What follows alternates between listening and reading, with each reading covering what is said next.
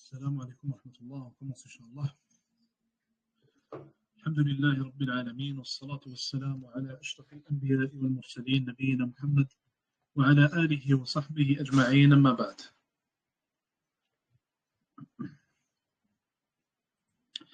Donc on est rendu ici au point 42. Il dit ici rahimahullah والميثاق الذي أخذه الله تعالى من آدم وذريته حق. Le pacte qu'Allah a exalté, ou plutôt qu'Allah a exalté soit-il, a réalisé avec Adam et sa descendance, est une vérité. Allah subhanahu wa ta'ala dit dans le Coran, et quand ton Seigneur fit sortir une descendance des reins des fils d'Adam, et les fit témoigner contre eux-mêmes, ne suis-je point votre Seigneur? Ils répondirent, mais si, nous avons témoigné, que vous direz le jour du jugement, nous n'avons prêté à cela aucune attention.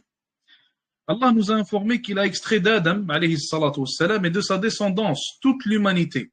Et tous ont attesté qu'Allah subhanahu wa ta'ala est leur Seigneur, leur roi, et qu'il n'y a d'autres divinités méritant d'être adorées autres qu'Allah subhanahu wa ta'ala.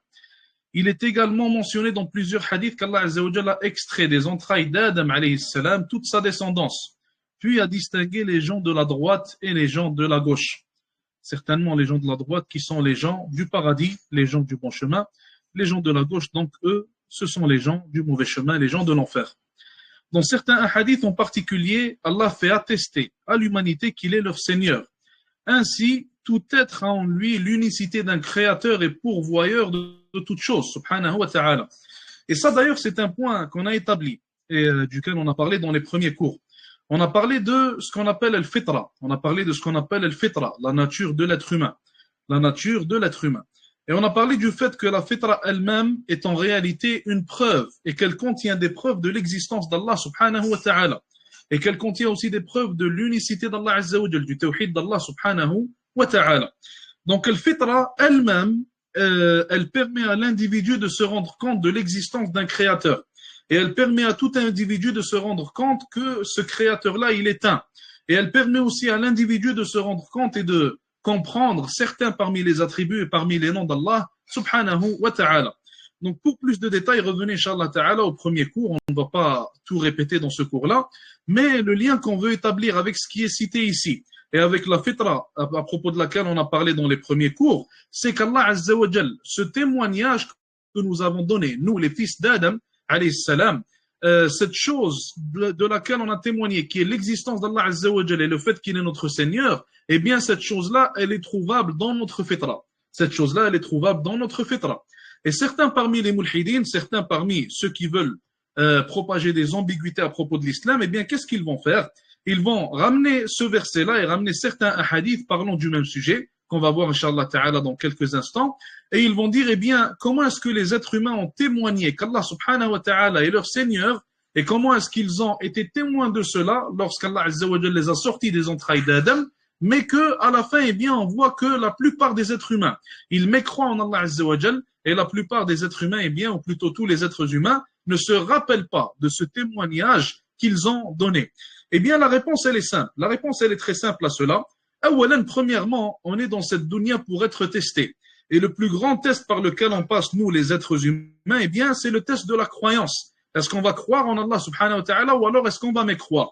Et certainement, ceux qui croient seront récompensés et ceux qui mécroient en Allah azza wa jal seront châtiés. Et les preuves poussant l'être humain à croire en Allah azza wa jal sont présentes. Et certaines de ces preuves-là, donc, on les retrouve dans la fitra, certaines, on les retrouve autour de nous lorsqu'on contemple à propos de la création d'Allah azza wa jal, certaines, on les retrouve dans le Coran, certaines, donc, sont concevables avec l'intellect, grâce à l'intellect de l'être humain, etc. Donc, Allah azza wa jal nous a créés pour nous tester. Et certainement, il n'y aurait pas de test si chacun d'entre nous pouvait se rappeler qu'il a témoigné qu'Allah subhanahu wa ta'ala était son Seigneur. Ce qui veut dire que si chacun d'entre nous se rappelait de ce moment-là et de cet événement-là, eh bien, qu'est-ce qui se passerait en réalité? Tous les êtres humains, de leur premier jusqu'au dernier, vont croire en Allah azza wa jal. Et aucun d'entre nous ne va mécroire, donc tout le monde va passer en réalité le test. Ce qui veut dire que ceci est une chose inconcevable. Et cette demande en réalité que font ces athées-là et ces gens qui combattent la religion d'Allah azza wa jal, cette demande qui est le fait qu'ils veulent que chacun d'entre nous se rappelle de cet événement eh bien cette demande, elle n'est pas demandable non plus, car ceci vient annuler tout le test en réalité pour lequel Allah Azza wa Jal a créé les cieux et la terre. Sauf qu'Allah subhanahu wa ta'ala certainement ne va pas être injuste avec nous, et Allah Azza wa Jal parmi ses noms figure Al-Adl, donc le plus juste subhanahu wa ta'ala. Et de par sa justice subhanahu wa ta'ala, eh bien il a fait en sorte que nous retrouvons certains restants, entre parenthèses, restants de mémoire, donc de cet événement-là, et ces restants-là, on les retrouve où? On les retrouve donc dans notre fitra, dans notre nature en tant qu'être humain. De par notre nature, on sait tous qu'Allah Azza wa Jal est un, on sait tous qu'Allah Azza wa Jal existe, qu'il est notre créateur, qu'on n'est pas ici en vain, qu'on n'est pas ici donc sans but, sans objectif, etc. Donc ceci est en réalité la preuve qu'Allah subhanahu wa ta'ala a pris notre témoignage donc durant cet événement-là, lorsqu'il a fait sortir des entrailles d'Adam alayhi salam toute sa descendance. Ibn Abil Izz al-Hanafi dit ici, rahimahullah, dans certains hadiths en particulier, Allah fait attester à l'humanité qu'il est leur Seigneur. Et parmi ces hadiths-là, il y a celui rapporté par Umar radiyallahu ta'ala anhu, qui fut questionné à propos de ce verset. Il a répondu en disant, j'ai entendu le messager d'Allah sallallahu alayhi wa sallam répondre à une question sur ce sujet. Certes, Allah a créé Adam alayhi salam, puis a passé sa main droite sur ses reins, et on a extrait une partie de sa descendance. Allah Azza wa Jalla a dit, j'ai créé ceci pour le paradis, et c'est avec les actes des gens destinés au paradis qu'ils vont œuvrer. Ensuite, il passa sa main sur les reins d'Adam, où il extrait une partie de sa descendance. Allah Azza wa Jalla dit, j'ai créé ceci pour le feu de l'enfer, et c'est avec les actes des gens destinés au feu qu'ils vont œuvrer. Un homme prit la parole et dit, ô messager d'Allah, pourquoi œuvrer en ce cas? Donc si on a des gens créés pour le paradis et des gens créés pour l'enfer, alors ça sert à quoi d'œuvrer? Le prophète sallallahu alayhi wa sallam a répondu en disant, quand Allah crée le serviteur pour le paradis, il fait en sorte que les actes des serviteurs soient ceux des gens destinés au paradis. Et avec cet acte, il entrera au paradis. Quand Allah crée le serviteur destiné à l'enfer, il fait en sorte que les actes du serviteur soient ceux des gens du feu, jusqu'à mourir sur un acte des gens de l'enfer. Et avec cet acte, il entrera en enfer. Certains, après avoir lu ces hadiths-là, encore une fois, parmi ceux qui veulent propager des shubuhat, eh bien, ils vont dire, Allah Azza wa Jalla a créé des gens pour l'enfer, Allah Azza wa Jalla a créé des gens pour le paradis. Alors, conclusion, je n'ai pas besoin d'acter, je n'ai pas besoin de faire quoi que ce soit, je n'ai pas besoin de faire de bonnes actions, et ils vont s'adonner aux mauvaises actions. En réalité, le fait que tu t'adonnes aux mauvaises actions, ça veut dire que toi, dans ta tête, ta conclusion, c'est que toi, tu fais partie des gens qu'Allah Azza wa Jalla a créés pour l'enfer. Mais pourquoi ne pas faire le contraire, vu que chacun de nous ignore où est-ce qu'il va finir, et aucun d'entre nous ne sait si c'est pour l'enfer qu'il a été créé, ou alors pour le paradis. Nous ignorons cela. Il n'y a aucun être humain qui sait pourquoi est-ce qu'il a été créé. Il n'y a aucun être humain parmi nous qui sait s'il va aller en enfer certainement, ou alors au paradis certainement. Allah Ta'ala a'lam. On ne sait pas. Sauf ceux pour qui Allah Azza wa Jalla a attesté du paradis, comme mathalan les 10 à qui Allah subhanahu wa ta'ala a promis le paradis, donc de par la sunna de son prophète alayhi salatu wassalam, et d'autres personnes à qui il a promis al-Jannah subhanahu wa ta'ala. Donc, autre que ces gens-là, personne ne sait s'il est destiné certainement pour l'enfer ou alors pour le paradis. Alors, celui qui ne sait pas, qu'est-ce qu'il devrait faire en réalité? Eh bien, il devrait agir selon les actions des gens du paradis. Et il devrait mettre toutes les chances de son côté. Il ne devrait pas faire donc le contraire et tomber dans le piège du shaitan, comme c'est le cas de beaucoup malheureusement, qu'Allah nous en préserve ainsi que tous les musulmans. Eh bien, ils tombent dans le piège du shaitan et ils vont s'adonner aux actions des gens de l'enfer après avoir lu ce hadith-là, et ils vont se dire, je ne vais pas œuvrer. Alors que normalement, quand tu lis ce hadith, tu fais le contraire. Tu t'adonnes aux œuvres des gens du paradis et tu mets, Inch'Allah Ta'ala, toutes les chances de ton côté. Car qui t'a dit en réalité que toi, tu es destiné pour l'enfer, ou alors qui t'a dit aussi que tu es destiné au paradis. Et certainement, une autre chose aussi, comme on l'a dit, comme on vient de l'expliquer, Allah Azza wa Jal, c'est Al-Adl. Allah Azza wa Jal, c'est le plus juste. Il n'y a aucune personne qui est sincère avec Allah Azza wa Jal qui va finir en enfer. Il n'y a aucune personne qui veut en réalité adorer Allah subhanahu wa ta'ala, qui veut faire ce qu'Allah lui demande et qui va finir en enfer. Il n'y a aucune personne donc qui va agir de la manière dont Allah Azza wa Jal lui demande sincèrement envers Allah subhanahu wa ta'ala et à qui Allah Azza wa Jal va faire injustice. Ma'adallah. Ça c'est une chose qui n'existe pas, qui n'a jamais existé et qui ne va jamais exister, insha'Allah ta'ala. Tout simplement. Et d'ailleurs, un hadith qui peut nous expliquer cela et nous éclairer encore plus, c'est le hadith du prophète sallallahu alayhi wa sallam lorsqu'il a vu une femme tenir son bébé après l'avoir perdu et retrouvé. Donc il a vu la femme tenir son bébé et elle était subhanallah émotionnelle à ce moment-là. il a demandé aux compagnons radiyallahu ta'ala anhum qui étaient devant lui, il leur a dit, est-ce que vous pensez que cette femme-là pourrait jeter son fils dans le feu? Et ils ont tous répondu, certainement pas au messager d'Allah. Une femme, subhanallah, qui est autant émotionnelle et qui aime autant son bébé ne va jamais le jeter dans le feu. Et le prophète sallallahu alayhi wa sallam, voulant nous apprendre quelque chose d'important et voulant, subhanallah al-azim, raffermir en quelque sorte l'espoir que nous devons avoir en Allah subhanahu wa ta'ala et en sa miséricorde, il leur a répondu en disant qu'Allah subhanahu wa ta'ala est plus miséricordieux envers ses serviteurs que cette femme-là ne l'est envers son bébé. Allah Azza wa Jal subhanallah nous fait plus miséricorde, il a plus de rahma envers moi et envers toi que cette femme-là n'en a envers son bébé. Et si cette femme-là, qui était autant émotionnelle après avoir retrouvé son bébé, ne pourrait jamais le jeter dans le feu, alors sache qu'Allah Azza wa Jal, qui a encore plus de miséricorde envers moi et toi, ne pourra, Inch'Allah Ta'ala aussi, jamais nous jeter dans le feu tant qu'on est sincère et tant qu'on fait ce qu'Allah Azza wa Jal nous demande, comme il nous le demande, subhanahu wa ta'ala. Et certainement, le but n'est pas d'être parfait. La perfection, elle a été enterrée après l'enterrement du prophète sallallahu alayhi wa sallam. Donc, il n'y a personne après lui qui peut être parfait ou qui peut ne pas faire d'erreur. Tous les enfants d'Adam et même les prophètes alayhi salatu wassalam d'ailleurs, certains ont fait des erreurs parmi eux. Donc, Allah Azza wa Jal ne s'attend pas à la perfection de notre part. Allah Azza wa Jal s'attend plutôt à l'effort sincère. Dans un autre hadith, d'après Abu Huraira radiyallahu ta'ala anhu, le prophète sallallahu alayhi wa sallam a dit, lorsqu'Allah a créé Adam alayhi salam, il passa sa main sur ses reins, desquels tomba l'humanité entière issue de la descendance d'Adam, et dont Allah en est le créateur. Allah plaça entre les yeux de chaque être une lumière, puis les présenta à Adam alayhi salam. Adam dit, Seigneur, qui sont-ils? Allah Azza wa Jal répondit en disant, ce sont ta descendance. Adam aperçut un homme dont la lumière entre les yeux lui a plu. Il dit, Ya Allah, qui est cet homme?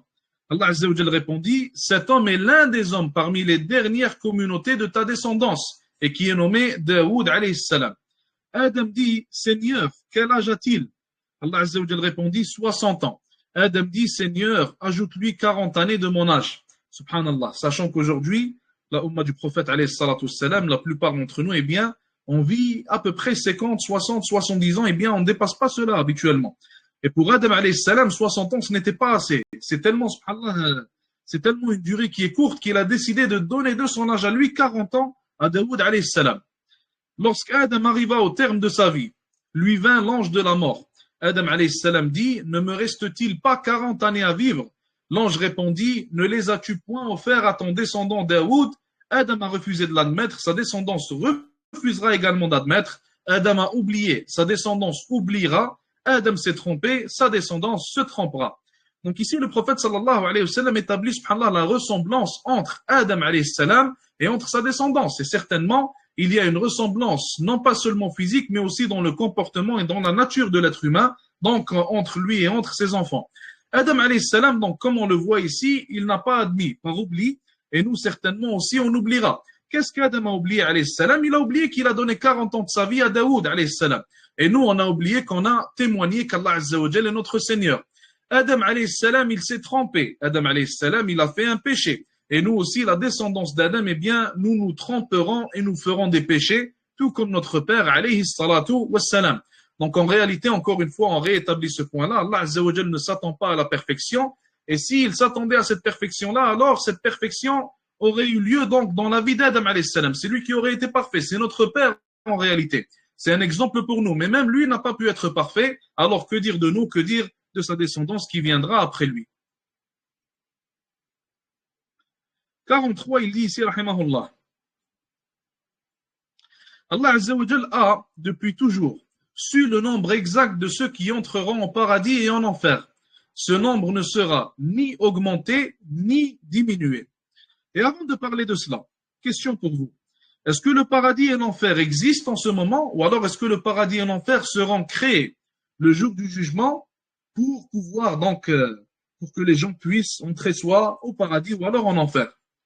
Est-ce qu'ils sont créés ou alors est-ce qu'ils sont créés? On l'a vu pas mal de fois, le paradis et l'enfer. Est-ce qu'ils sont créés? Ils vont créer. quel qui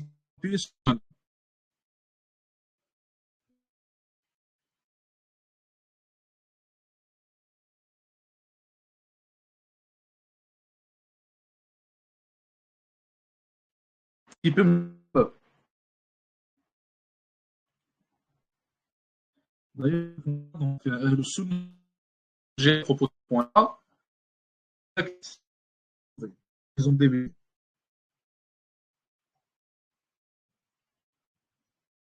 donc, le fait qui prouver cela, c'est maintenant quand Allah Azza wa Jalla dit U'iddat lil kafirin. U'iddat, ça veut dire qu'elle est déjà préparée pour le kafirin. D'autres preuves U'iddat lil muttaqin aussi pour le paradis. Jazakallah khairan akhi.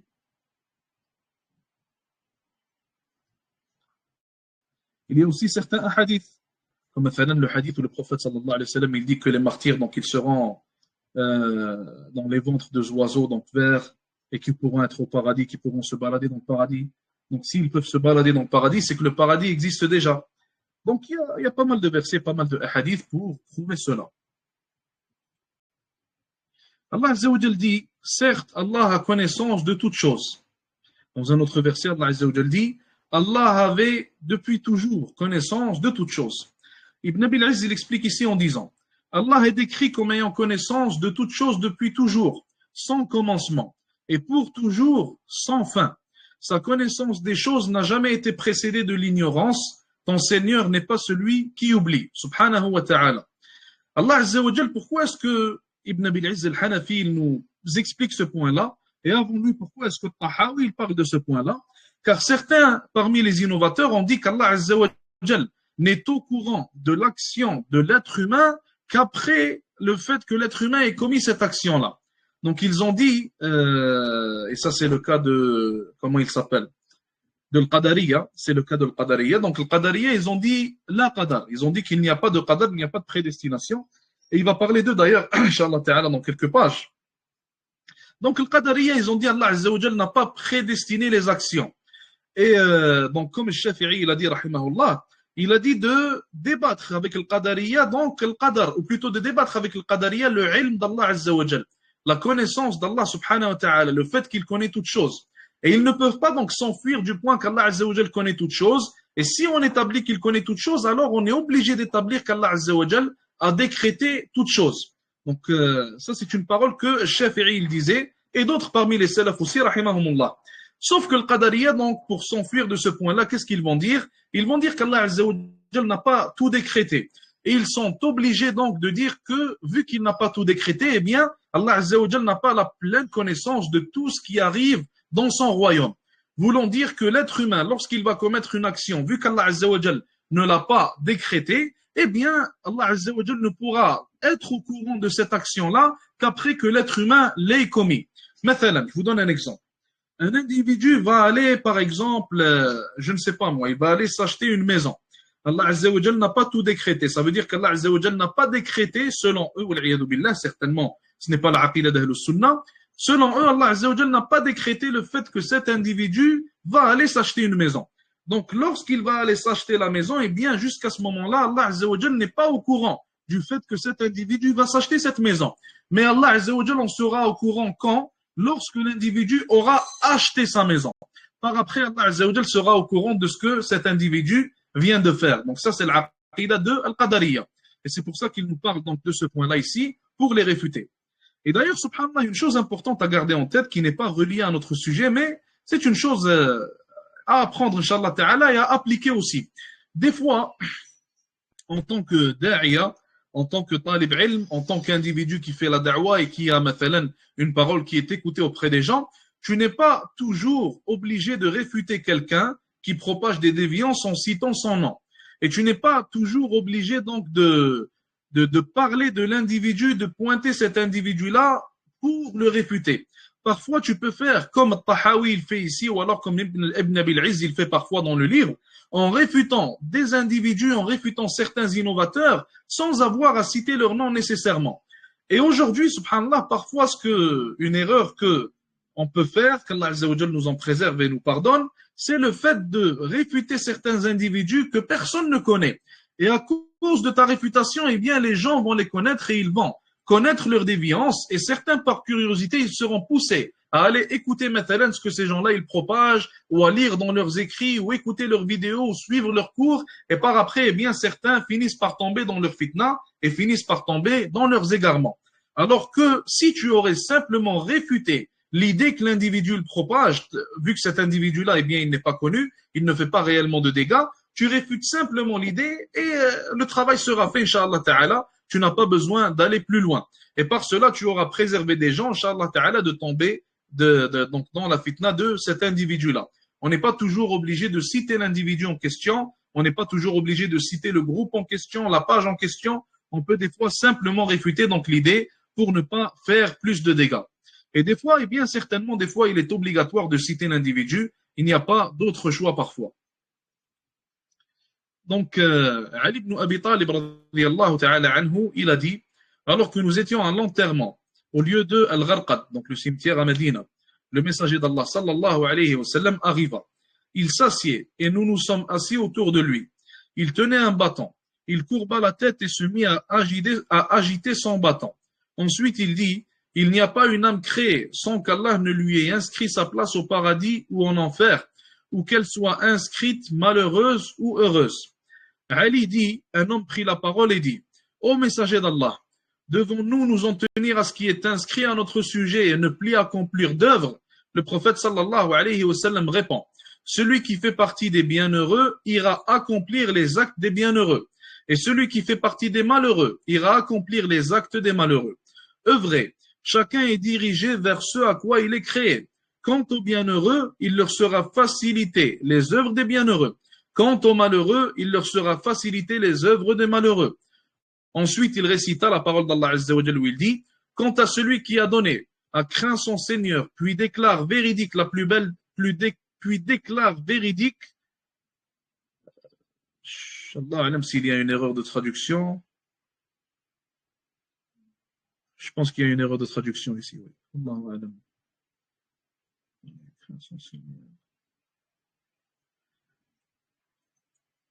Il manque quelque chose ici normalement pour ceux qui se rappellent du verset, Inch'Allah.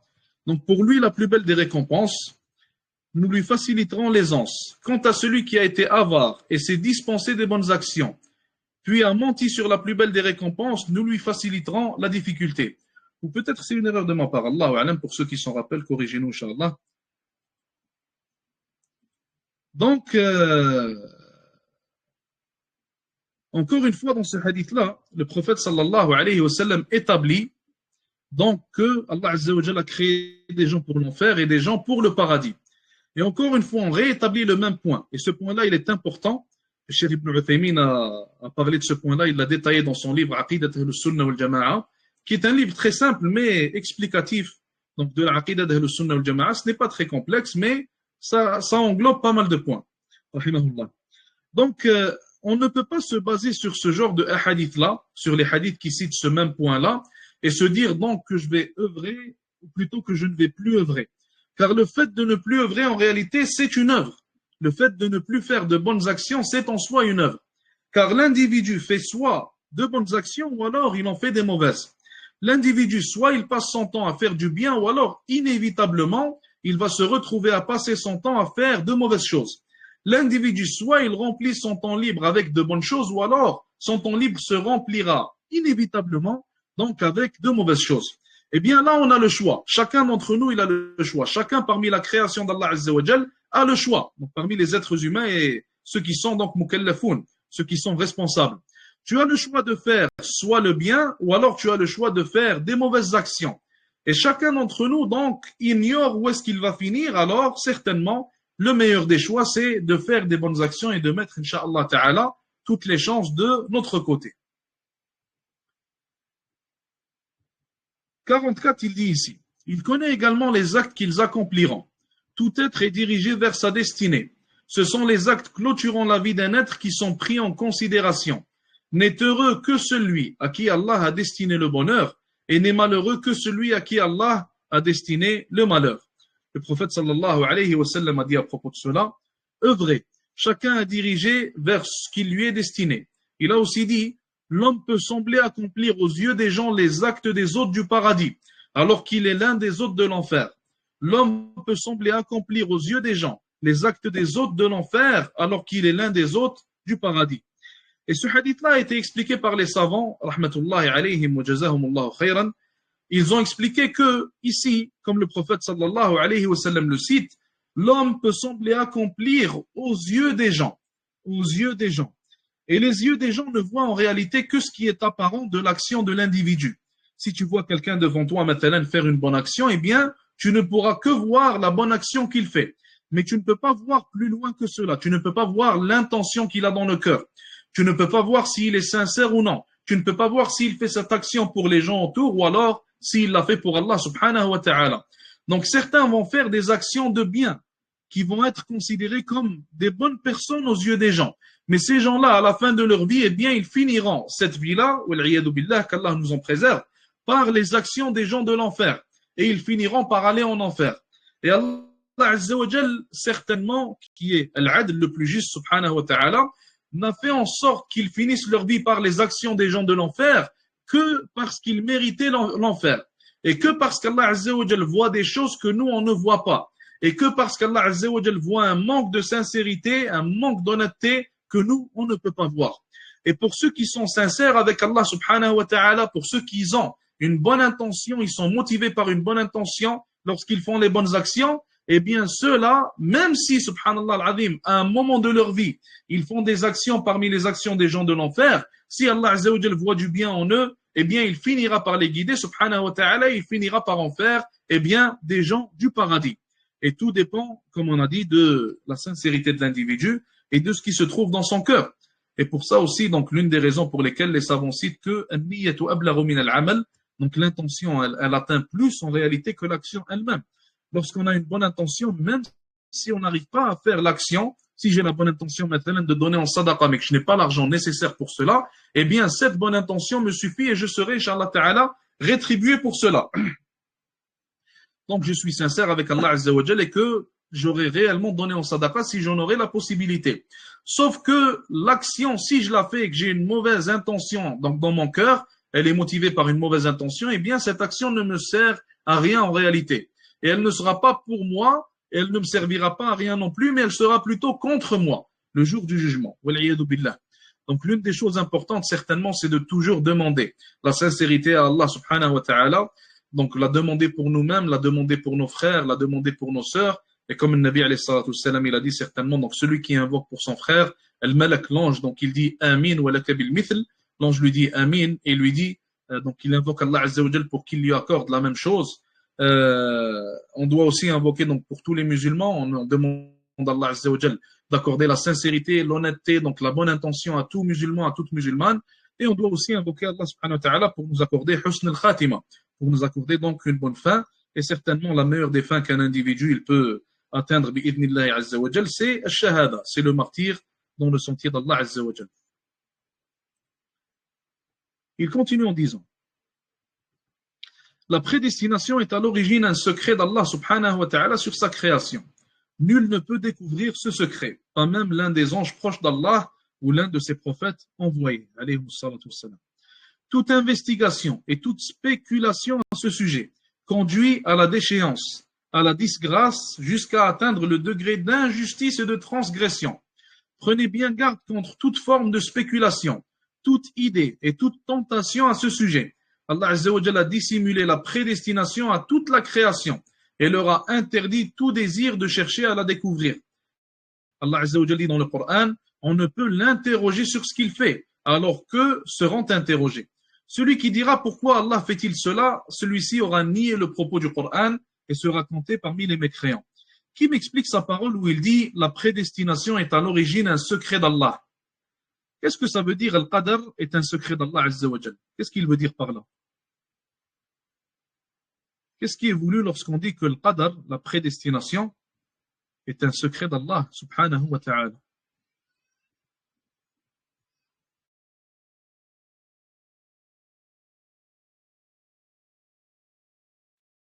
Le hadith qui parle de la chaleur extrême et du froid extrême, oui, ça aussi c'est une preuve trouvons que le paradis et l'enfer existent déjà.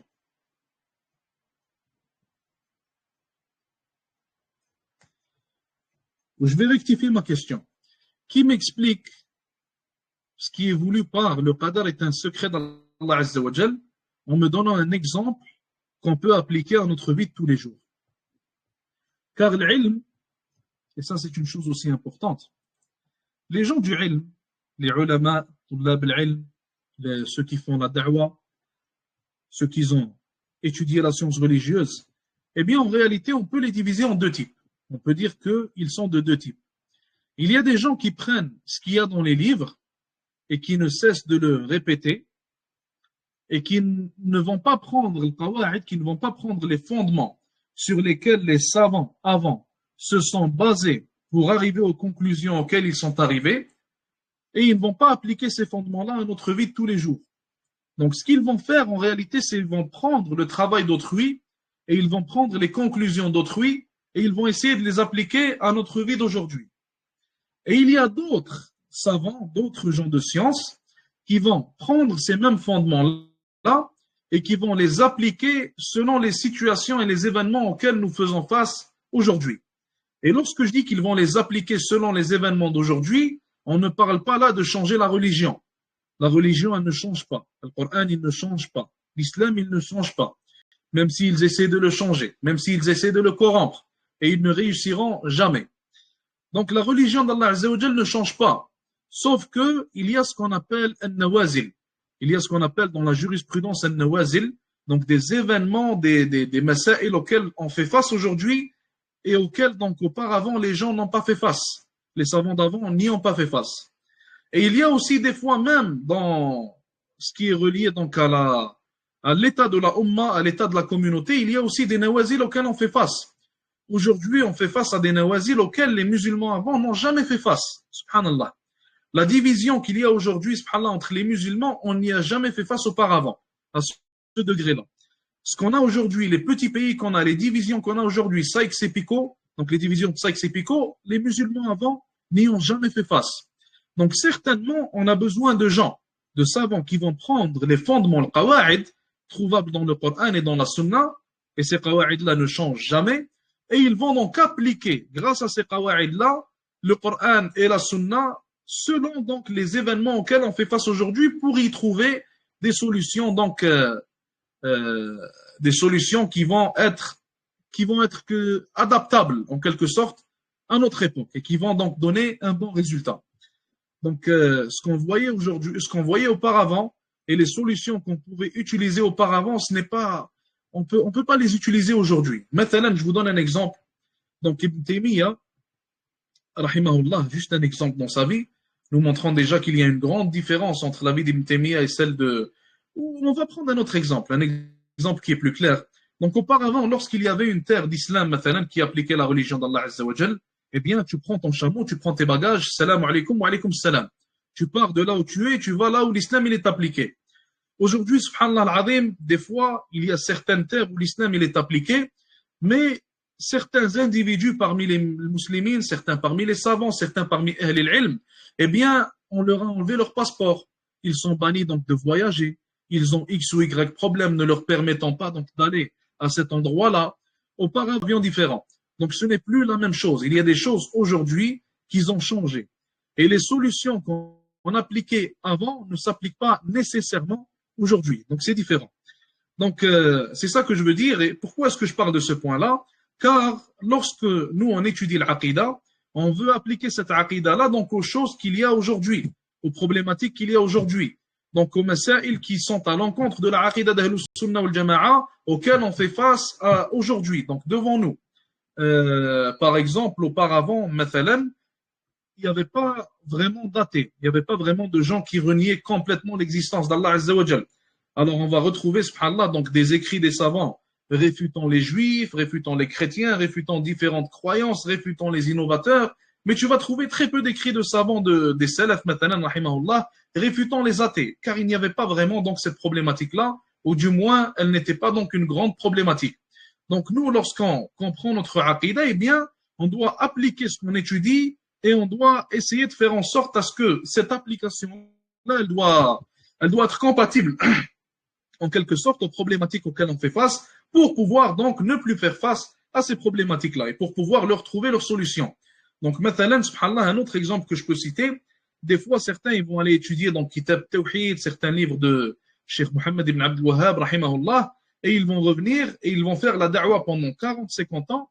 Et pendant 40-50 ans, subhanallah, cet individu, ce cheikh-là, il habite en Allemagne et il est en train de réfuter les adorateurs des temples depuis le début de sa da'wah jusqu'à sa mort. Alors qu'il n'y a pas un seul individu qui adore les temples en Allemagne. Subhanallah. Et ça, c'est des exemples qui ont été vus. Donc, au lieu de réfuter le problème qu'il y a en Allemagne, maintenant le problème des chrétiens, le problème des athées, donc d'autres problématiques auxquelles font face les musulmans, eh bien, il réfute, subhanallah, un ennemi inexistant. Donc, il est en train de parler d'une chose qui n'existe pas. Et pourquoi est-ce qu'il fait ça? Car lui, il a lu dans le livre, dans Kitab al-Tawhid, maintenant, ou n'importe quel livre d'Aqidah sur lequel il se base, qu'il y a des gens qui adorent les temples et ces gens-là, donc, sont des mécréants. Et il a lu ce qu'il y a dans le livre sans faire une application ou alors sans faire une update en quelque sorte aux événements auxquels lui il fait face et il s'est retrouvé à réfuter des gens qui sont morts il y a 250 ans, 300 ans. Donc ce n'est pas ça qu'il faut faire, il ne faut pas être un individu qui ne comprend que ce qu'il y a dans les livres, qui ne prend que l'information et ne fait que l'appliquer partout où il va. Plutôt, il faut prendre l'information, il faut la comprendre, il faut comprendre comment les savants sont arrivés à ces conclusions, il faut comprendre sur quel qawa'id ils se sont basés. Comme ça, par après, tu pourras toi-même faire, bi'idnillahi azza wa jal, la même chose. Et quand je dis tu pourras toi-même faire la même chose, c'est pas après 2 ans, 3 ans, 4 ans d'études, ou 5 ans, ou 6 ans, ou 7 ans, mais plutôt après une bonne maîtrise, Inch'Allah ta'ala. Et certainement, la bonne maîtrise, donc on l'atteint après combien de temps? Ça dépend de l'individu. Ça dépend de l'individu. Certains vont avoir une très bonne maîtrise de la science religieuse après 4 ou 5 ans. Certains, après 20 ans, ils n'auront toujours pas une bonne maîtrise de la science religieuse. Donc, celui qui a bien maîtrisé l'ilm après 5 ans, certains savants pourraient lui permettre, mathalan, de donner des fatawa, d'enseigner, etc. Certains, après 20 ans, subhanallah, ahlul ilm ne leur donneront quand même pas, ne leur donneraient quand même pas, donc, la permission d'aller, donc, apprendre la religion aux gens ou donner des fatawa, dû à leur non-maîtrise. Donc, ce n'est pas vraiment le temps qui va jouer, mais plutôt, ce qu'Allah Azza wa Jal permet à l'individu d'atteindre, et deuxièmement, donc, les efforts de l'individu. Et ça, on en a parlé, donc, comment atteindre un bon niveau dans l'ilm. On avait parlé de cela auparavant. Donc, on revient à la question. La prédestination est à l'origine un secret d'Allah. Appliquez-moi cette phrase-là à un exemple contemporain. Qu'est-ce qu'on veut dire par là? Appliquez-moi cette phrase-là à un exemple contemporain. Et les exemples contemporains de l'application de cette phrase, wallahi, il y en a des milliers. Des milliers et des milliers. On est à l'époque, subhanallah, où les gens font passer leur intellect avant le din. Et quand je dis les gens, je parle des musulmans avant même de parler des mécréants. Donc cette phrase-là, subhanallah, si on voudrait l'appliquer et donner des exemples, on aurait des exemples à ne pas en finir.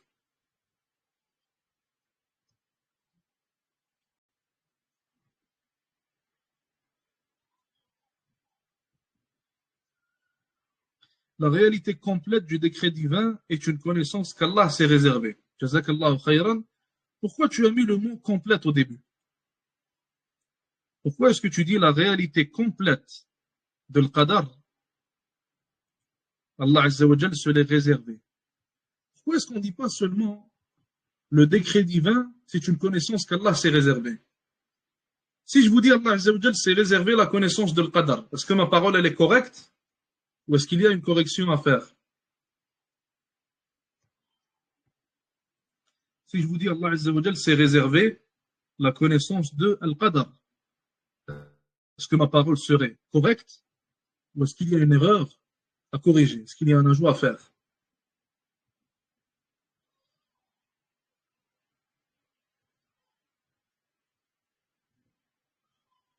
Avant ça, il y a un autre point. Si on dit qu'Allah Azza wa Jal s'est réservé la connaissance de la prédestination, du qadar, alors comment se fait-il que le prophète alayhi salatu wassalam nous a cité dans certains hadiths authentiques que certaines choses allaient se passer? Et ces choses-là se sont vraiment passées. Donc il nous a dévoilé une certaine partie du qadar. Alors on ne peut pas dire que le qadar, Allah Azza wa Jal se l'est complètement réservé. On doit faire comme le frère il a dit, jazakallahu khayran, qu'Allah Azza wa Jal s'est réservé donc non pas tout le qadar, mais une partie du qadar. Donc la réalité complète du qadar est une connaissance qu'Allah s'est réservée. Non pas toute sa réalité, mais la réalité complète. Donc, al-qadar, on va voir d'autres réponses avant de parler de cela.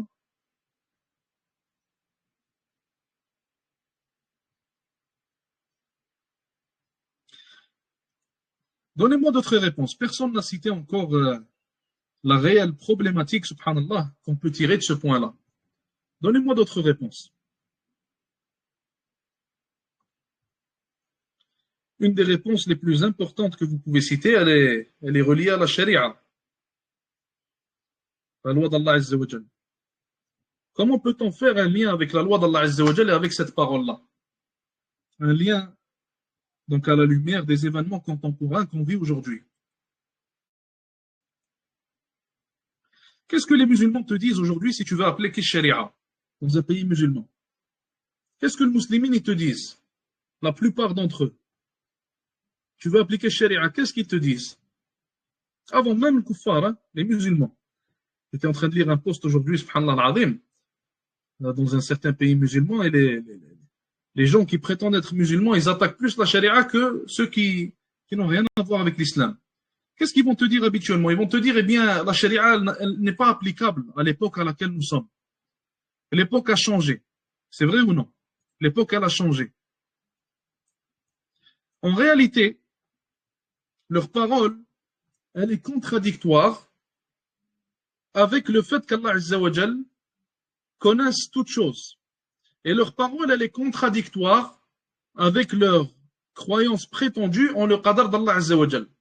Si je crois qu'Allah subhanahu wa ta'ala a décrété toutes choses, alors je crois qu'il connaît toutes choses. Si je crois qu'Allah Azza wa Jal a la connaissance de toutes choses, alors je crois qu'Allah Azza wa Jal a la connaissance de ce qui se passe, à la connaissance de ce qui s'est passé et à la connaissance de ce qui va se passer. Allah Azza wa Jal sait tout, subhanahu wa ta'ala. Et si je crois qu'Allah Azza wa Jal a la connaissance de ce qui va se passer, alors je ne peux que croire qu'Allah Azza wa Jal va légiférer une sharia, une législation qui peut être adaptée à l'époque à laquelle elle est révélée, à l'époque d'après aussi, ou aux époques d'après aussi. Donc elle s'applique et elle est compatible avec le présent ainsi qu'avec le futur. La sharia d'Allah Azza wa Jal ne peut pas être incompatible avec le futur, car ceci reviendrait à dire qu'Allah Azza wa Jal ne connaît pas le futur, alors qu'il le connaît subhanahu wa ta'ala. Et si toi, maintenant, on donne un exemple avec les êtres humains, avec n'importe quel être humain. Par exemple, je vous donne un exemple. Tu es en train de... Un être humain, par exemple, il va inventer une voiture ou un téléphone ou quoi que ce soit. Et il voit maintenant donc une certaine partie de la voiture qui est mal placée. Et il sait que s'il la place d'une certaine manière, eh bien, ceci va éviter des problèmes dans le futur. Dans ce cas-là, cet être humain, grâce à sa connaissance, eh bien, il a pu éviter des problèmes qui vont avoir lieu dans le futur. Alors que dire d'Allah subhanahu wa ta'ala qui connaît le futur, qui connaît les problèmes qui vont avoir lieu dans le futur, qui connaît qui seront les auteurs de ces problèmes-là, et qui sait très bien que viendra un moment où sa sharia elle sera combattue, où les musulmans délaisseront leur dîn, où les musulmans vont dire de telles paroles. Certainement, Allah Azza wa Jal ne va pas nous révéler, après toute cette connaissance-là, une sharia qui ne peut s'appliquer qu'au temps du prophète sallallahu alayhi wa sallam. Donc, le fait de dire de telles paroles est complètement contraire à la croyance en le qadar d'Allah subhanahu wa ta'ala. D'autres choses, maintenant, d'autres choses. Certains vont dire que le voile, maintenant, eh bien, il ne s'applique pas à l'époque à laquelle nous sommes. Ou la barbe ne s'applique pas à l'époque à laquelle nous sommes. Ou n'importe quelle chose, donc faisant partie de la religion d'Allah Azza wa Jal. Et la réponse dans tous ces cas-là reste la même, car en réalité, le qadar d'Allah Azza wa Jal, le décret d'Allah subhanahu wa ta'ala qui est son secret, qu'il est le seul à connaître, donc, qui a à avoir la pleine connaissance à propos de ce décret-là. Et donc, cette pleine connaissance permet à Allah subhanahu wa ta'ala de ne révéler que ce qui sera compatible et applicable à toutes les époques. Et si on comprend cela, eh bien, on pourra, bi'idnillahi azza wa jal, accepter tout ce qu'on trouve dans la sharia d'Allah azza wa jal et tout ce qu'on trouve dans son livre, de son début jusqu'à sa fin. Et on n'aura plus aucune problématique à accepter, ne serait-ce, wal'iyadu billah, qu'un seul verset ou alors ne serait-ce qu'un seul commandement parmi les commandements d'Allah azza wa jal. Et le plus grand problème qu'on a, ou les deux plus grands problèmes, devrais-je dire, que nous avons, ou plutôt que certains ont, qu'Allah nous en préserve, lorsqu'ils n'arrivent pas à accepter certains parmi les commandements et certains parmi les ordres d'Allah Azza wa Jal, les deux plus grands problèmes sont awalan, Premièrement, la soumission totale à Allah subhanahu wa ta'ala. Et deuxièmement, donc, relié à cette soumission-là, deuxièmement, relié à cette soumission totale-là, c'est le fait de savoir qu'Allah Azza wa Jal a la connaissance parfaite de toutes choses. Si tu te soumets pleinement à Allah subhanahu wa ta'ala, alors tu ne peux qu'accepter tout ce qu'il décrète. Et si tu sais qu'Allah Azza wa Jal a la pleine connaissance de toutes choses, alors tu auras confiance en les commandements d'Allah Azza wa Jal plus que tu n'auras confiance en ta compréhension. Et tu auras confiance en le décret d'Allah Azza wa Jal plus que tu auras confiance en ce que toi, donc, tu aurais décidé pour toi-même. À ce moment-là, subhanallah, on devient pleinement soumis à Allah subhanahu wa ta'ala. Donc ça vient avec la soumission et ça vient aussi avec la connaissance donc de ses noms et de ses attributs d'Allah Azza wa Jal.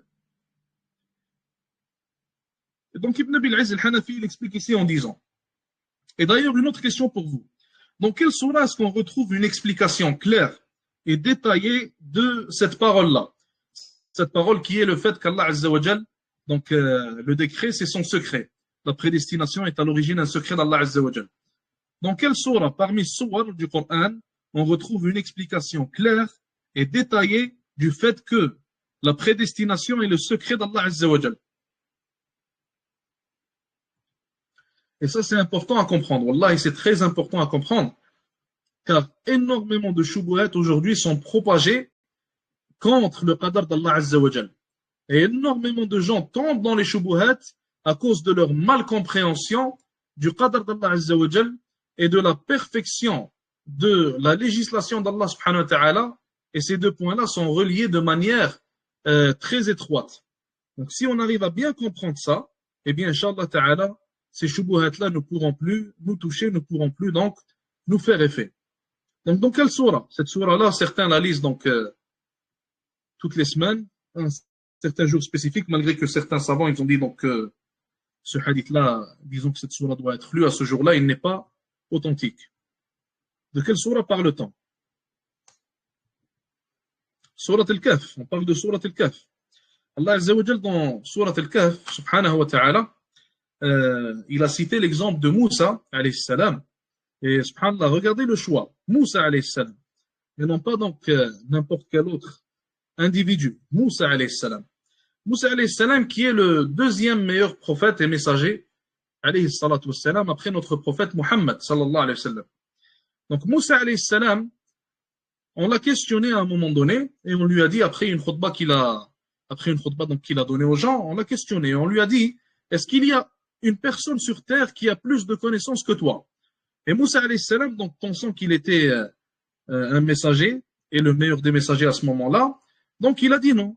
Il a pensé que Allah Azza wa Jal donc n'a pas révélé une connaissance à autrui qu'il n'a pas révélé à notre Sayyidna Moussa alayhi salam. Donc il a dit non. Allah Azza wa Jal lui a révélé donc une révélation. Il lui a dit donc comment sais-tu donc que tu es plutôt celui ayant le plus de connaissances sur terre? Et Allah Azza wa Jal lui a dit qu'il y a Al-Khidr. Donc, Abdun al-Khidr, comme il l'a cité, subhanahu wa ta'ala, il lui a dit que son serviteur al-Khidr, donc, il a une connaissance que Moussa n'a pas.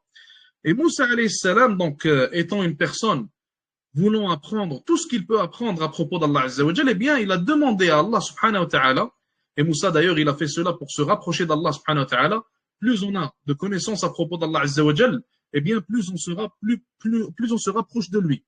Et plus on connaîtra notre Seigneur, subhanahu wa ta'ala, plus on sentira la proximité avec lui. Donc, Moussa alayhi salam a demandé à Allah Azza wa Jal de lui accorder la chance d'apprendre de l'Khidr alayhi salam. Donc, il l'a rencontré. Après, vous connaissez donc les histoires. L'Khidr, il a tué un enfant donc devant Moussa alayhi salam. Et Moussa, donc, il a été surpris à ce moment-là. Et il lui a dit, pourquoi tu tues un enfant qui n'a rien fait? Et Moussa, donc, de son point de vue, à cause de la connaissance qu'il n'a pas, eh bien, l'enfant n'a rien fait. Et le Khidr, de son point de vue, à cause de la connaissance ou grâce à la connaissance qu'Allah Azza wa Jal lui a accordée, il sait que l'enfant va faire quelque chose par après. Et Allah Azza wa Jal, donc, il lui a dit de tuer cet enfant-là, non pas pour rien, mais car il va causer des problèmes à ses parents par après. Et donc, c'est une rahma pour l'enfant, car il ne va pas prendre de sayyi'at, car il n'est pas baligh, il n'était pas baligh, wallahu a'lam. Et c'est une rahma pour les parents, qui vont avoir par après un autre enfant qui ne leur causera pas de problème. Donc, le Khidr, il sait pourquoi il l'a tué, car Allah Azza wa Jal lui a révélé une partie de son secret. Sauf que nous, qui ne sommes pas, donc qui sommes dans la même situation que Moussa alayhi salam, on n'a pas cette partie du secret d'Allah Azza wa Jal qui nous est révélée. Donc parfois, on va voir certaines choses se passer et on va se dire, mais pourquoi Allah Azza wa Jal laisse cette chose-là arriver? Maintenant, certains vont se dire, pourquoi est-ce qu'Allah Azza wa Jal, avec toutes les invocations des gens, subhanallah, sur terre, eh bien Allah Azza wa Jal laisse les gens de Gaza se faire tuer et massacrer en ce moment. Allah Azza wa Jal va faire en sorte maintenant que certains vivant dans X ou Y pays vont se faire tuer, vont se faire massacrer, ils vont se faire opprimer. Et nous, on va pas comprendre pourquoi est-ce que ça leur arrive. Et quelques années après, subhanallah, à cause de tous ces tests et à cause de toutes ces petits-là, Allah Azza wa Jal va faire en sorte que ces gens-là seront par après les commandeurs des musulmans. Ils seront à la tête des musulmans.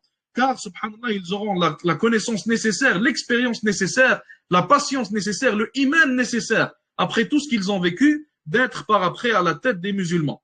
Donc, ça, c'est un exemple que je vous cite et il est possible qu'Allah Azza wa Jal donc décrète une chose similaire pour une autre raison. Là, c'est seulement un exemple que je vous ai cité. Donc, Allah Azza wa Jal, parfois, il va faire certaines choses, comme dans le cas de Al-Khidr, il va lui ordonner certaines choses et il va lui révéler donc pourquoi est-ce qu'il lui a ordonné ça, sauf que nous, on ne peut pas savoir pourquoi est-ce que le Khidr, il a tué l'enfant. On ne peut pas savoir pourquoi est-ce que le Khidr, matalan, il a fait couler un bateau alors que les gens du bateau l'ont accueilli et n'ont pas pris d'argent de lui. Ils l'ont accueilli gratuitement, ils l'ont laissé monter avec eux. Et par après, le Khidr, il va donc faire couler leur bateau. Ou plutôt, il ne va pas faire couler le bateau, mais il va détruire donc une partie du bateau. Donc, subhanallah al-adim, si nous, on aurait vu ça devant nous, qu'est-ce qu'on va se dire? On va se dire la même chose que Moussa, il s'est dit, alayhi salam. On va se dire, mais cet individu-là, ce qu'il fait, c'est une action qui est très mauvaise. On t'accueille, on te laisse monter gratuitement, et toi, subhanallah, tu veux nous détruire une partie du bateau. Ou alors, dans le troisième exemple, qu'Allah Azza wa Jalla a cité dans Surat Al-Kahf, donc Al-Khidr et Moussa, alayhi salam, sont allés dans un certain village, ils ont demandé aux gens de les accueillir, les gens ont refusé. Par après, ils étaient en train de marcher, ils ont vu un mur qui allait tomber, et le Khidr, il a réparé ce mur-là. Et pourquoi est-ce qu'il l'a réparé? Il y avait une raison, sauf que Moussa ne connaissait pas encore une fois cette raison-là, qui fait partie du secret d'Allah Azza wa Jal. Donc il a dit à Al-Khidr, pourquoi est-ce que tu as fait ça alors que eux ne nous ont même pas accueillis? Et par après, le Khidr lui a expliqué donc les raisons derrière chaque chose qu'il a fait, et il s'est avéré que le Khidr avait raison et Moussa n'avait pas raison.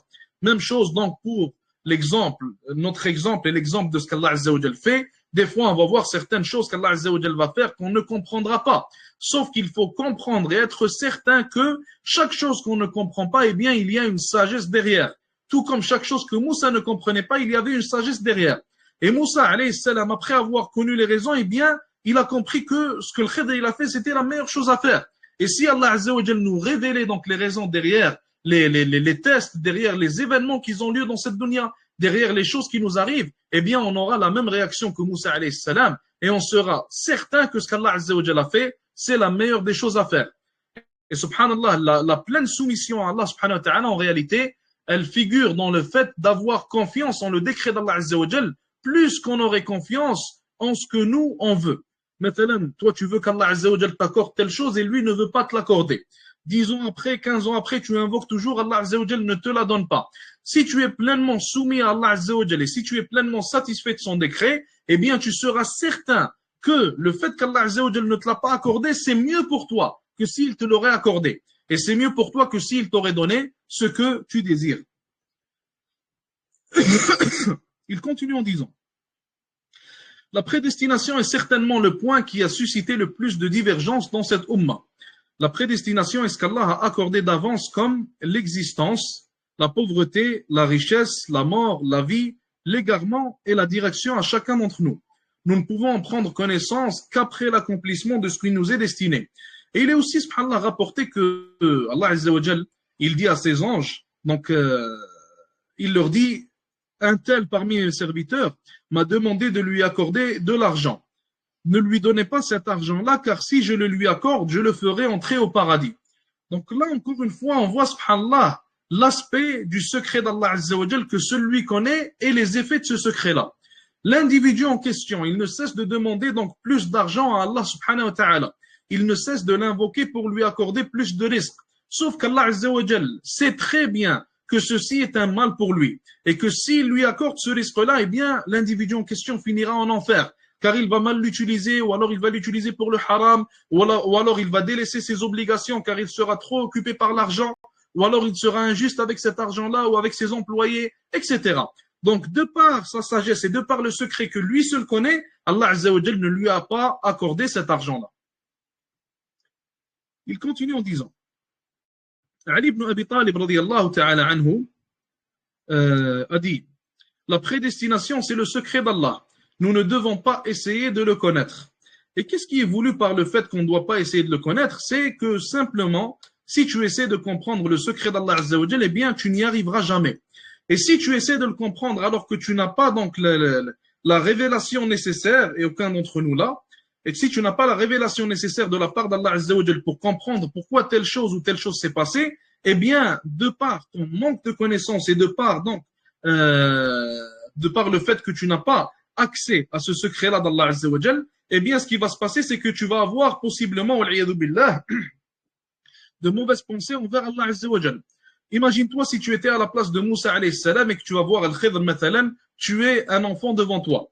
Et que le Khidr ne t'aurait pas expliqué, il n'aurait pas expliqué à Moussa alayhi salam mathalan, pourquoi est-ce qu'il a tué l'enfant. Alors nous, si on aurait été à sa place, certainement on va avoir une mauvaise pensée. On va se dire, donc cet individu-là, il a tué l'enfant pour X ou Y raison, pour un intérêt personnel, car il a un problème avec sa famille ou quoi que ce soit. Donc ça va, si tu essaies de comprendre la prédestination, alors que tu ne peux pas la comprendre et que personne ne peut la comprendre en réalité, car c'est le secret d'Allah Azza wa Jal, eh bien tu vas inévitablement tomber dans de mauvaises pensées. Et le shaitan, certainement, il ne va pas te laisser tranquille aussi, il va faire son maximum donc pour t'insuffler ces mauvaises pensées-là. La position des sunnites à ce sujet est que toute chose existe selon le décret d'Allah et qu'Allah est le créateur des actes des êtres qu'ils choisissent eux-mêmes. Allah Azza wa Jal dit, nous avons créé toute chose avec détermination. Donc, parmi la aqidah d'Ahl Sunnah wal Jama'a figure le fait que nous croyons que toute chose est créée par Allah Azza wa Jal, incluant les actions des êtres humains. Les actions que toi tu fais, les actions que moi je fais, les actions que tout être humain fait, eh bien, font partie de ce qu'Allah Azza wa Jal a créé. Il continue en disant, exemple, Allah Azza wa Jal a voulu et décidé le kufr comme création, la mécréance. Il ne l'agrée pas et ne l'aime pas. Il l'a décidé en tant que chose existante, mais ne l'accepte pas en tant que pratique pour tout être. Pourquoi est-ce qu'Allah Azza wa Jal a voulu et il a décidé le kufr comme création? Pour nous tester avec ce kufr-là. Pourquoi est-ce qu'Allah Azza wa Jal ne l'agrée pas et ne l'aime pas? Car Allah Azza wa Jal veut qu'on réussisse le test. Aussi simple que ça. Deuxièmement, la foi est fondée sur une soumission totale et sur l'absence de toute question sur les actes et les commandements d'Allah subhanahu wa ta'ala. Donc encore une fois, les deux points qu'on a cités, la soumission totale envers Allah subhanahu wa ta'ala, et le deuxième point important, la connaissance du fait qu'Allah Azza wa Jal, donc il connaît toutes choses et qu'il a la connaissance parfaite et pleine connaissance de tout ce qui arrive et de tout ce qui va arriver. Après avoir compris cela, eh bien, on se soumet totalement à Allah Azza wa Jal et on ne pose pas de questions sur ses actes et sur ses commandements, subhanahu wa ta'ala. Une belle histoire que je peux vous citer à propos de cela. Il y avait un homme qui ne voulait plus être marié avec sa femme. Donc, il n'aimait plus sa femme, il n'était plus attiré par elle ou quoi que ce soit, il ne voulait plus être avec sa femme tout simplement. Et il s'est plaint donc à l'un de ses compagnons. Il s'est plaint à son compagnon, il lui a dit, je ne veux plus être avec ma femme. Et son compagnon, il lui a rappelé le verset où Allah subhanahu wa ta'ala, il dit, وَعَسَى أَن تَكْرَهُ شَيْئًا, et il est possible que vous détestiez une chose et qu'Allah Azza wa Jal donc mette dans cette chose-là énormément de bien. Après avoir entendu ce verset-là, donc il a décidé de patienter et de rester avec sa femme. Et par après, de cette femme-là, il a eu, subhanallah al-azim, un fils qui est devenu l'un des plus grands savants des musulmans. Donc, encore une fois, ceci est relié au qadar et ceci est relié au secret d'Allah Azza wa Jal. Parfois, il y a une chose qui t'arrive que tu n'aimes pas nécessairement, par laquelle tu n'es pas nécessairement satisfait, mais de cette chose-là, donc il y aura un énorme bien pour toi. Ibn Taymiyyah, rahimahullah, il a dit, la foi en la prédestination se situe sur deux niveaux. Les autres savants, habituellement, ils vont dire que maratib al-qadar, les niveaux de la prédestination, sont de 4. Ibn Taymiyyah, il a dit qu'ils sont de 2. On va expliquer d'abord ceux qui disent que les maratib sont de 4 et on va expliquer pourquoi Ibn Taymiyyah, il dit qu'ils sont de 2. Premièrement, donc,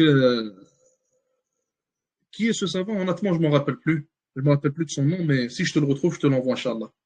Donc, l'histoire, elle est connue, je pense qu'elle fait partie du temps des salaf, wallahu alam. Donc, ceux qui disent que maratib al-qadar sont en nombre de 4, ils disent que, première martaba, donc le premier niveau du qadar, c'est l'ilm. C'est le fait de croire et d'avoir la certitude qu'Allah Azza wa Jal a la connaissance de toutes choses, la pleine connaissance subhanahu wa ta'ala. Le deuxième niveau du qadar, c'est quoi? C'est al-kitaba, de savoir qu'Allah Azza wa Jal a écrit toutes choses. Il a écrit tout ce qui allait arriver jusqu'au jour du jugement et même après. Troisièmement, al-mashi'a. Troisièmement, al-mashi'a, c'est le fait de savoir et d'avoir la certitude qu'Allah Azza wa Jal, donc il a la volonté et il a voulu donc tout ce qui arrive dans son royaume. Rien n'arrive sans la volonté d'Allah subhanahu wa ta'ala. Quatrièmement et dernière martaba, dernier niveau, c'est al-khalq, de savoir que tout ce qui arrive dans le royaume d'Allah Azza wa Jal a été créé par Allah subhanahu wa ta'ala. Donc premièrement, Allah Azza wa Jal a su toutes choses. Deuxièmement, Allah Azza wa Jal a écrit toutes choses. Troisièmement, Allah Azza wa Jal a voulu toutes choses qui arrivent. Et quatrièmement, Allah Azza wa Jal a créé toutes choses qui arrivent. Ibn Taymiyyah, donc il a plutôt inclus donc les deux premiers qu'on vient de citer en un seul. Et il a inclus les deux derniers donc en un seul niveau aussi. Il dit ici, premier niveau, croire avec conviction qu'Allah Azza wa Jal a su par sa science divine et éternelle ce que les êtres feront. Donc ça c'est l'ilm, c'est la connaissance qu'on vient de citer. Il a su également ce que les êtres accompliront comme des actes d'obéissance et de rébellion, ce qui leur a été accordé comme bien dans ce monde et délai de vie. Ensuite, il inscrivit tout cela sur la table gardée, al-lawh al-mahfouz, la table préservée ou la tablette préservée. La première chose qu'il a créée, c'est al-qalam. Il lui dit, écris. Le qalam répondit, que dois-je écrire? Allah Azza wa Jal lui dit, écris ce qu'il y aura durant l'existence, ce qui doit atteindre l'homme, et ce jusqu'au jour dernier. Les qalams sont rangés et les feuilles pliées. Donc, correction de ce que je viens de vous dire, le qalam, il a écrit ce qui va arriver jusqu'au jour dernier, et non pas donc ce qu'il y aura par après. Wallahu a'lam. Donc, al-qalam, c'est quoi? C'est le deuxième niveau qu'on vient de citer, qui est al-kitaba, le fait qu'Allah Azza wa Jal a écrit tout ce qui allait arriver. Donc, comme vous le voyez, Ibn Taymiyyah, dans le premier niveau, il a mis les deux niveaux donc qu'on vient de citer. Si on les divise en quatre, eh bien, lui, il a mis les deux premiers niveaux en un seul. Il a inclus l'ilm et le kitaba, donc la connaissance, ainsi que le fait qu'Allah Azza wa Jal ait tout écrit en un seul et premier niveau. Allah Azza wa Jal dit dans le Coran, ne savez-vous point qu'Allah sait ce qu'il y a dans les cieux et sur la terre. Tout cela se trouve dans un livre et cela est une chose, ou cela est chose facile pour Allah. Ce niveau qui est relatif à la science d'Allah concerne les choses en général et en particulier. Allah a écrit ce qu'il voulait sur la table gardée. Lorsqu'il crée un être et avant qu'il n'y insuffle l'esprit, il envoie un ange auquel il ordonne ces 4 points. Inscrit tout ce qui lui sera accordé comme bien, son délai de vie, ses actes et sa vie, s'il sera heureux ou malheureux. Et ainsi de suite. Ceci a été nié par Al-Qadariya. Donc Al-Qadariya, on a dit que ce sont des gens qui rejettent Al-Qadar. Ils disent que la Qadar, il n'y a pas de Qadar. Donc ils disent qu'Allah Azza wa Jal, il n'a pas décrété toutes les actions des êtres humains, car selon eux, dire cela reviendrait à dire qu'Allah Azza wa Jal nous oblige à faire ce qu'on fait. Et il y a aussi le reposé qui sont Al-Jabriya. Al-Jabriya, eux, ils disent le contraire. Eux, ils disent que tout est muqaddar et que l'être humain n'a pas de libre arbitre. Ça veut dire que tout ce que tu fais, tu es forcé à le faire. Et qu'Allah Azza wa Jal donc te force à faire tout ce que tu fais et il force tous les êtres humains à faire tout ce qu'ils font. Et eux sont le contraire donc de l'Jabriya. Et Ahlus Sunnah wal Jama'a sont dans Al-Wasat. Ahlus Sunnah wal Jama'a sont dans le juste milieu. Nous disons qu'Allah Azza wa Jal a tout décrété, contrairement à Al-Qadariya. Et nous disons qu'Allah Azza wa Jal a accordé aux êtres humains un libre arbitre grâce auquel ils font des choix, contrairement à Al-Jabriya. Deuxième niveau. Il s'agit de la volonté d'Allah qui s'applique sur toute chose et son pouvoir qui s'étend sur toute chose. Cela signifie que ce qu'Allah a voulu s'accomplit nécessairement et ce qu'il n'a pas voulu ne peut avoir lieu et que toute présence ou absence de mouvement n'a lieu que par la volonté d'Allah subhanahu wa ta'ala. Qu'il ne peut y avoir dans son royaume que ce qu'il a voulu, qu'il est sur toute chose apparente ou cachée, puissant, subhanahu wa ta'ala. Et le fait de dire ce que disent Al-Qadariya veut dire qu'Allah Azza wa Jal, selon eux, wal-'iyadu billah, n'est pas tout puissant. Car selon eux, il y a des choses qui vont arriver dans le royaume d'Allah Azza wa Jal qu'il n'a pas voulu ou qu'il n'a pas décidé. Il a ordonné à ses serviteurs de lui obéir et d'obéir à ses envoyés. Il leur a défendu tout acte de rébellion. Il aime les pieux, les bienfaiteurs et les justes. Il agrée ceux qui croient, accomplissent des actes vertueux, mais il n'aime pas les mécréants. Il n'agrée pas les actes rebelles, il n'ordonne point la turpitude, il n'agrée pas la mécréance pour ses serviteurs, il n'aime pas la corruption. les serviteurs agissent véritablement et Allah crée leurs actes qu'ils choisissent. Le terme abd, serviteur, dans son acception générale, englobe le croyant, le mécréant, le pieux, le dissolu, celui qui prie ou qui jeûne. Donc, Al-Abd, comme on l'a vu dans les premiers cours, dans Tahawiyya d'ailleurs, il avait parlé de ce point-là. Donc, il a expliqué que l'Abd, ça peut vouloir signifier deux choses. Il y a awalan, le fait que toute la création d'Allah Azza wa Jalla est en réalité considérée comme des ibad.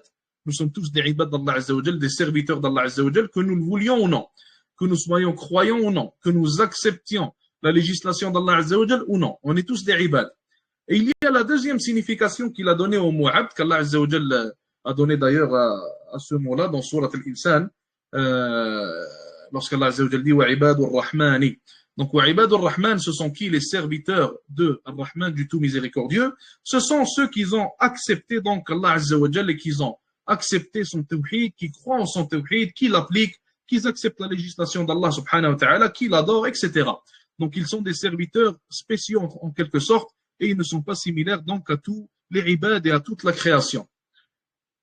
Donc le terme abd, serviteur, dans son acception générale, englobe le croyant, ça on l'a lu.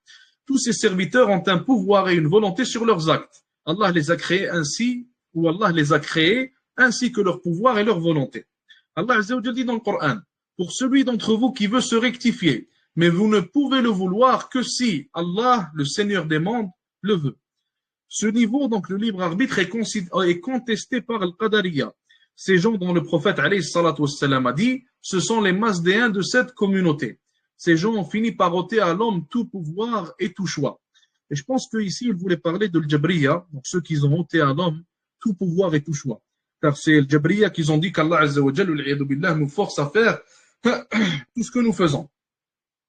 Tandis que le Qadariyya, ils n'ont pas ôté à l'homme tout pouvoir et tout choix. Au contraire, le Qadariyya, ils ont ôté à Allah l'un de ses attributs spécifiques, qui est le fait que Allah Azza wa Jalla décrète toutes choses qui arrivent dans son royaume. Donc, on aura fini pour aujourd'hui. Est-ce qu'il y a des questions? Est-ce qu'il y a des commentaires?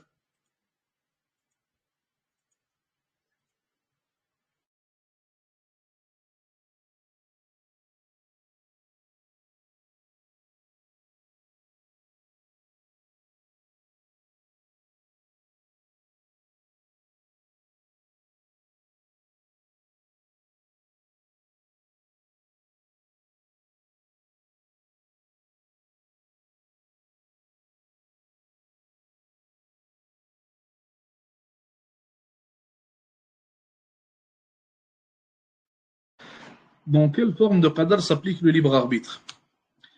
Dans toutes les actions que tu fais, tu as un libre arbitre. Dans toutes les actions que tu fais, tu as un libre arbitre, tu as un choix. Sauf que Allah Azza wa Jal, donc son choix à lui, il est au-dessus du tien. Je te donne un exemple. Par exemple, mathalan, je décide par exemple je décide de m'asseoir, mathalan, un exemple simple, je veux aller m'asseoir. Quand j'essaie de m'asseoir, subhanallah al-azim, j'ai un mal au pied qui ne me laisse pas m'asseoir. J'essaie, je réessaie, j'ai envie de m'asseoir, j'ai décidé de m'asseoir, mais je n'y arrive pas, malgré tout ce que je fais. À ce moment-là, j'ai décidé de m'asseoir, et j'ai fait le choix de m'asseoir, selon mon libre arbitre à moi. Sauf qu'à ce moment-là, Allah Azza wa Jalla a décidé de ne pas me laisser m'asseoir. Allah Azza wa Jalla a fait en sorte que je ne puisse pas m'asseoir à ce moment-là. Mathalan, un autre exemple, par exemple, je veux aller au masjid. Mathalan, je veux prier la prière de Jama'a. J'ai fait le choix pour y aller. J'essaie d'y aller. Je fais tout pour y aller. Mais quand je démarre la voiture, elle ne démarre pas. J'essaie d'arriver à temps. J'arrive pas à arriver à temps. Allah Azza wa Jalla, à ce moment-là, il a décrété de par son choix à lui, subhanahu wa ta'ala, qu'aujourd'hui, je ne vais pas arriver maintenant à temps à la prière de Jama'a et que je vais la rater aujourd'hui. Donc, j'ai le libre arbitre. J'ai fait un choix. Sauf que le choix d'Allah Azza wa Jalla est au-dessus du mien. Et que le choix d'Allah Azza wa Jalla, s'il est contraire au mien, eh bien, à ce moment-là, le mien, en quelque sorte, ne servira à rien. Car le mien ne passe pas au-dessus de celui d'Allah Azza wa Jalla. Et le mien ne passe pas avant celui d'Allah Azza wa Jalla, tout simplement. Maintenant, il y a certaines choses à propos desquelles tu n'as quasiment donc rien à faire. Comme maintenant, le fait qu'un individu soit touché par une certaine maladie qu'on ne peut pas guérir. Eh bien, à ce moment-là, tu n'as pas de libre choix, tu ne peux rien y faire en réalité. La seule chose que tu peux faire, c'est te soigner. Sauf que ici, le décret d'Allah Azza wa Jal, eh bien certainement, il passe et toi, tu n'as en quelque sorte pas de choix. Donc, c'est à certains moments, eh bien, la seule chose qui te reste, c'est d'être satisfait du décret d'Allah Azza wa Jal et de le remercier pour son décret. Et d'ailleurs, une chose importante, subhanallah al-azim, qui d'entre nous, lorsqu'il reçoit une mauvaise nouvelle, ou qui d'entre nous, lorsqu'il entend maintenant que telle mauvaise chose lui est arrivée, ou à quelqu'un de sa famille, ou telle chose qui ne lui satisfait pas lui est arrivée, qui d'entre nous lève les mains et remercie Allah subhanahu wa ta'ala pour cela? Qui d'entre nous, subhanallah, lève les mains ou alors il fait une prosternation pour remercier Allah Azza wa Jal lorsqu'il reçoit une mauvaise nouvelle? Qui d'entre nous fait cela? Ça doit devenir une habitude en réalité de remercier Allah Azza wa Jal, même s'il nous arrive une chose qu'on ne veut pas. Et même s'il décrète une chose qu'on ne veut pas nécessairement, ou qui ne nous satisfait pas nécessairement, ou qui ne nous rend pas nécessairement heureux. Donc il faut, subhanallah, avoir cette habitude de toujours remercier Allah Azza wa Jal, que ce soit lorsqu'il nous décrète une chose qui nous plaît, ou alors lorsqu'il décrète une chose qui ne va pas nécessairement nous plaire, ou qui va être un test, donc assez difficile pour nous. On doit toujours avoir, subhanallah, cette habitude de toujours remercier Allah Azza wa Jal. Et comme le disait l'un des salaf, rahimahumullah, il disait, subhanallah, même si tu m'envoies en enfer, donc il invoquait Allah Azza wa Jal, et il disait, même si tu m'envoies en enfer, eh bien, je vais dire aux gens de l'enfer à quel point je t'aime, subhanallah. Et là, on voit un individu qui est réellement satisfait du décret d'Allah Azza wa Jal. Même si le décret d'Allah Azza wa Jal, c'est qu'il finisse en enfer, eh bien, il ne va quand même pas être un individu qui va renier le décret d'Allah Azza wa Jal ou ne pas en être satisfait. Il va tellement en être satisfait qu'il va même dire aux gens à quel point il aime Allah Azza wa Jal, même s'il finit en enfer. Donc ça, c'est important, subhanallah al-azim, mais il ne faut pas être comme ceux qu'Allah Azza wa Jal a décrit dans le Coran en disant parmi les gens, il y en a certains qui adorent Allah Azza wa Jal, ils l'adorent, subhanallah, seulement quand ça leur plaît. Ils l'adorent seulement quand c'est bon pour eux. Ils l'adorent seulement quand il y a la facilité. Mais quand il y a difficulté, à ce moment-là, subhanallah, eh bien, ils n'adorent plus Allah Azza wa Jal. Ils délaissent parfois la pratique complètement. Ou alors, si Allah Azza wa Jal ne leur accorde pas ce qu'ils veulent, eh bien, certains, ils arrêtent la prière. Certains, ils arrêtent de faire des bonnes actions. Certains vont s'adonner aux mauvaises actions. Qu'Allah nous préserve de cela et qu'Allah Azza wa Jal en préserve tous les musulmans aussi. Comment pouvons-nous savoir la sagesse derrière une prédestination qu'on ne comprend pas directement? Eh bien, on ne peut pas. C'est là le point de tout le cours qu'on vient de voir, c'est qu'on ne peut pas. Car cette sagesse-là, c'est le secret d'Allah Azza wa Jal. Tout comme la sagesse dans l'histoire de Moussa et de Khidr, alayhim as-salam, tout comme la sagesse donc derrière le fait que le Khidr a tué l'enfant, fut le fait que cet enfant allait être mauvais envers ses parents, et que personne ne pouvait le comprendre, sauf si Allah Azza wa Jal lui révèle cette sagesse-là, eh bien nous aussi, dans ce qui nous arrive, on ne peut pas comprendre cette sagesse, sauf si Allah Azza wa Jal nous la révèle. Et comme vous le savez, la révélation, elle s'est arrêtée le jour où Muhammad sallallahu alayhi wa sallam est mort. Donc aucun d'entre nous ne reçoit la révélation, voulant dire qu'aucun d'entre nous ne peut comprendre ces sagesses-là. Parfois, Allah subhanahu wa ta'ala décide de te montrer la sagesse après le test. Ou parfois, Allah Azza wa Jal décide de te montrer une partie de la sagesse lorsque tu es testé. Donc à ce moment-là, si Allah Azza wa Jal te le montre et te fait comprendre certaines choses, eh bien, alhamdulillahi rabbil alamin. Mais si Allah Azza wa Jal ne te montre pas la sagesse derrière ce qu'il a décrété, ça ne veut pas dire qu'il n'y en a pas. Et c'est là le point crucial qu'on veut comprendre. Si on ne comprend pas la sagesse derrière le décret d'Allah Azza wa Jal, ça ne veut pas dire qu'il n'y a pas de sagesse derrière le décret d'Allah Azza wa Jal. Ce qu'il faut savoir et ce dont il faut avoir la certitude, c'est qu'il y a toujours une sagesse derrière ce qu'Allah décrète, que tu la comprennes ou non. Et que cette sagesse, elle est toujours parfaite, que tu la comprennes ou non. Et que cette sagesse-là et que ce décret-là sont meilleurs pour toi que ce que toi tu voudrais pour toi-même, même si tu ne le sais pas. Et certainement, plus on est soumis à Allah Azza wa Jal, plus la foi elle augmente, plus on comprend donc de telles notions. Est-ce qu'il y a d'autres questions?